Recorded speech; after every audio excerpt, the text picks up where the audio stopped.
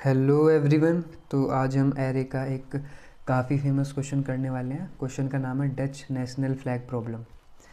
तो इस क्वेश्चन में क्या है कि हमको एक एरे दिया है जिसके एलिमेंट जो है 0, 1 और 2 हैं।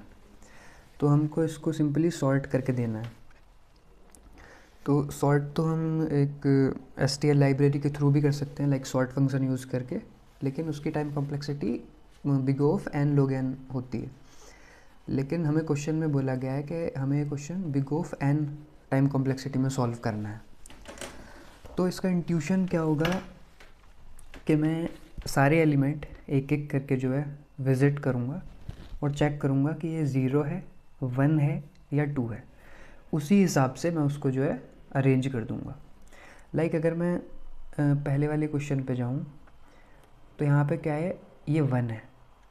तो 1 मुझे पता है कि 1 यहाँ पे कहीं बीच में आना चाहिए, सारे 1। फिर मैं आगे मूव करूँगा, फिर मेरे को मिलेगा 2 मेरे को पता है कि 2 मेरा कहीं लास्ट में आना चाहिए, तो 2 मेरे को यहाँ पे फिट करना है। फिर मैं आगे बढ़ूँगा, फिर मेरे को 0 मिलेगा। 0 मेरे को पता है कि सारी 0 कहीं स्टार्टिंग में आनी चाहिए। तो ऐसे करके मैं ये सारे एलिमेंट जो हैं एक एक करके इनको ट्रैवर्स करूँगा।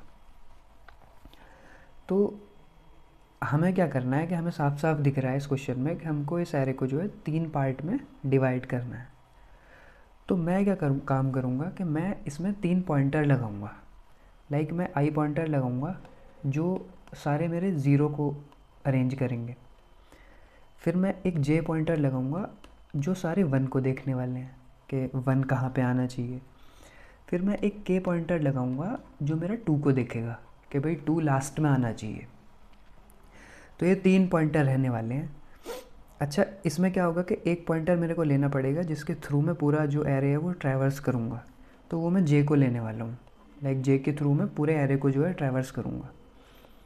अभी आपको क्या करना है कि आपको स्टार्टिंग में जो है तीनों पॉइंटर को मतलब इनिशियलाइज कर लेना है कि आई मेरा 0 पे रहेगा, लाइक आई मेरा यहाँ रहेगा। जे भी मेरा 0 पे ही रहेगा, लाइक फर्स्ट से ही तो ट्रैवर्स करेंगे ना, तो ट्रैवर्स करने के लिए जे है। और के मेरा रहेगा लास्ट में, के मेरा रहेगा यहाँ पे। तो यहाँ पे 7 एलिमेंट है तो के रहेगा मेरा 6 पे। तो इस तरह से हम जो है ये स्टार्टिंग का हमने इनिशियलाइज़ कर लिया है। अभी हमको क्या करना है कि लाइक मैं इस एरे को एक बार यहाँ पे फिर से कर लेता हूँ।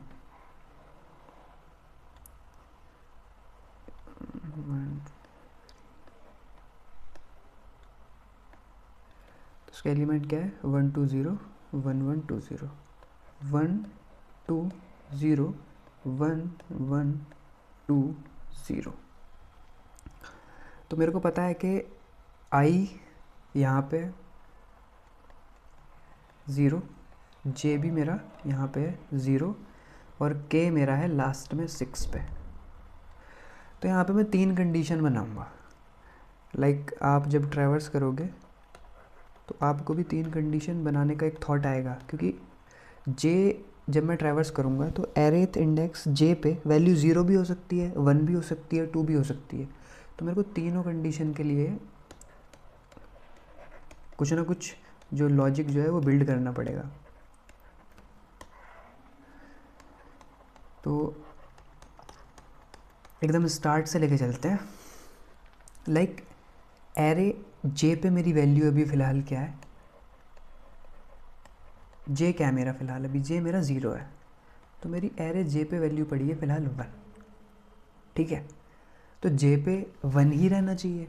जे वाले लाइक मैं यहाँ पे आपको लिख देता हूँ, 1 जो है वो सारे 0 को देखने वाला है, जे जो है वो सारे 1 को देखने वाला है, के जो है वो सारे 2 को देखने वाला है।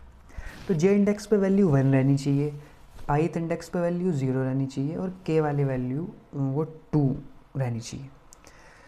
तो जे पे मेरी 1 है, तो मैं कंडीशन 1 बना लूँगा यहाँ से कि अगर एरे इंडेक्स जे पे वैल्यू 1 है ना, तो कुछ नहीं करना क्योंकि जे पे तो 1 ही रहनी चाहिए।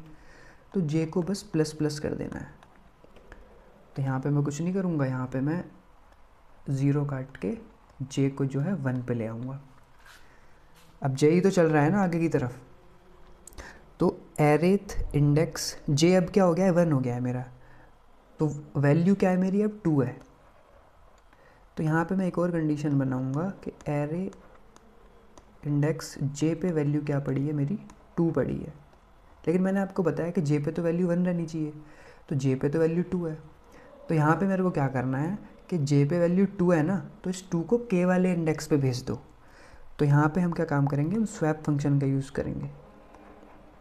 इसमें क्या है कि एरे जे पे जो वैल्यू पड़ी है ना, जो कि 2 है, इसको भाई के पे भेज दे। के क्या है मेरा 6 है, यानी कि 6 पे भेज दे, यानी कि स्वैप कर दे। 6 वाली 1 पे ले आ, जे इक्वल टू 1 है ना अभी, और 1 वाली जो वैल्यू है जे की वो 6 पे भेज दे। और एक काम कर कि के को माइनस माइनस भी कर दे, क्योंकि लास्ट में मैंने 2 फिट कर दिया ना। लाइक अगर मैं यहाँ पे अभी स्वैप करूँगा तो मेरा क्या होगा कि 2 पे तो मेरा 0 आ गया है और 0 पे मेरा 2 आ गया है। तो 2 तो फिट हो गया ना लास्ट में, तो फिट हो गया, तो के को जो है काट के को 5 पे ले आ। यही तो किया है ना मैंने, के माइनस माइनस। अब क्या होगा कि जे पे एक नई वैल्यू आई है, जे पे अब 2 नहीं है, जे पे अब क्या है 0 पड़ा है, तो जे पे तो 1 रहना चाहिए ना। तो अगर जे पे अब तीसरी कंडीशन आएगी कि अगर एरे जे पे वैल्यू पड़ी है मेरी 0, तब क्या करना है, तब ये करना है कि ये जो 0 है ना, 0 तो ith इंडेक्स पे रहना चाहिए, ये रहा, तो इसको ith इंडेक्स पे भेज दो। तो मैं क्या काम करूँगा, फिर से स्वैप फंक्शन का यूज़ करूँगा। लाइक एरे जे वाली वैल्यू जो है ना मेरी, उसको एरे आई पे भेज दो। और स्वैप करने के बाद हमको क्या काम करना है, आई को प्लस प्लस कर देना है और जे को भी प्लस प्लस कर देना है। आई को प्लस प्लस क्यों किया है, पहले स्वैप कर लेते हैं। लाइक यहाँ पे 0 वैल्यू पड़ी है, ये वैल्यू यहाँ पे 0 है ना, तो 0 को मैं स्वैप कर दूंगा इस वाली वैल्यू से, यहाँ पे आ जाएगा 1, और ये जो 0 है ये हो जाएगा यहाँ पे आ जाएगा 0। तो मेरा एम क्या है, इस साइड जो है, इस साइड मेरे को तो 0 ही फिल करना है ना। तो अगर यहाँ पे 0 फिल हो गया तो मैं आई को प्लस प्लस कर दूंगा, तो आई मेरा क्या हो जाएगा, आई 0 से हट के आई मेरा हो जाएगा 1, और जे भी मेरा प्लस प्लस हो गया है क्योंकि जे वाली वैल्यू भी हमने हैंडल कर ली है। तो जे मेरा हो जाएगा यहाँ पे 2। J1 प्रोसेस कर लिया ना, ये J1 ही तो प्रोसेस किया है ना यहाँ पे ये सब, तो जे हो गया मेरा 2, जे भी प्लस प्लस कर दिया। ऐसे ही आपको वैल्यू चेक करती जानी है और तीनों कंडीशन के हिसाब से हम जो है वो इसको रीअरेंज कर लेंगे।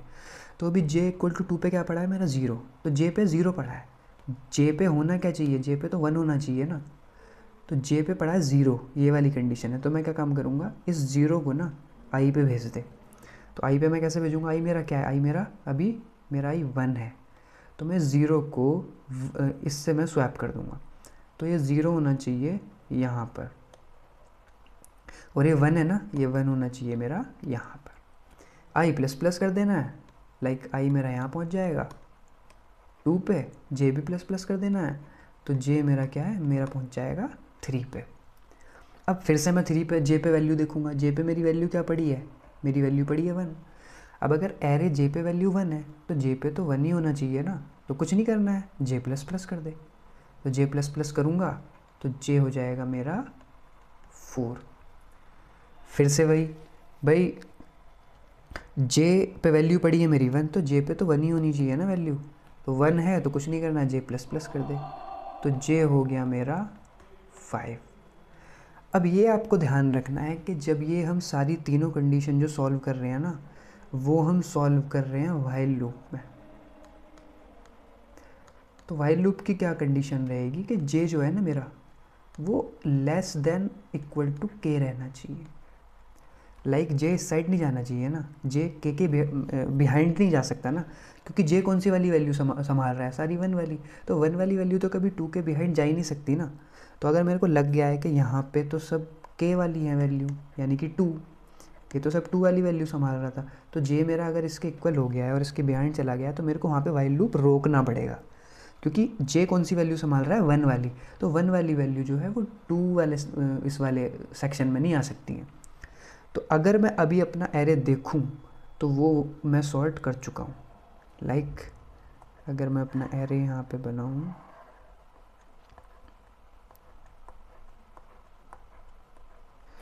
ज़ीरोथ इंडेक्स पे वैल्यू क्या पड़ी है 0, फर्स्ट पे क्या पड़ी है वैल्यू, फर्स्ट यहाँ पे फर्स्ट इंडेक्स पे यहाँ पे भी 0, फिर सेकंड इंडेक्स पे क्या वैल्यू पड़ी है 1, यहाँ पे क्या वैल्यू है 1, यहाँ पे क्या है 1, और लास्ट में भी दोनों, ये दोनों 2 हैं, तो 2 2, ये मेरा क्वेश्चन सॉल्व हो गया है। तो हमने क्या काम किया है, बस एक ही बार ट्रैवर्स किया है, तो टाइम कॉम्प्लेक्सिटी क्या होगी मेरी, बिग ऑफ एन। और स्पेस कॉम्प्लेक्सिटी, स्पेस तो हमने यूज़ ही नहीं किया है ना, एडिशनल स्पेस कुछ खास ऑब्वियसली कुछ यूज़ ही नहीं किया है, तो बिग ऑफ 1 होगी। तो कांस्टेंट स्पेस में ये मेरा सारा सॉल्यूशन हो चुका है। तो अभी मैं आपको इसका जो है कोड लिख के बता देता हूँ।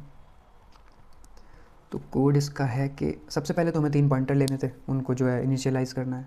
तो इंट i इक्वल टू 0 कर लूँगा, j इक्वल टू 0 कर लूँगा, और k कर लूँगा मैं एरे डॉट साइज -1।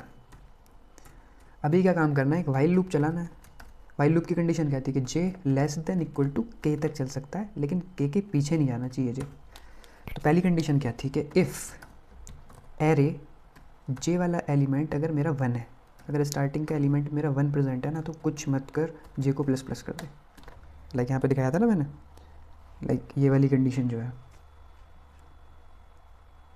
ये वाली कंडीशन है ना, एरे j पे 1 पड़ा है ना, तो j को प्लस प्लस करना है बस।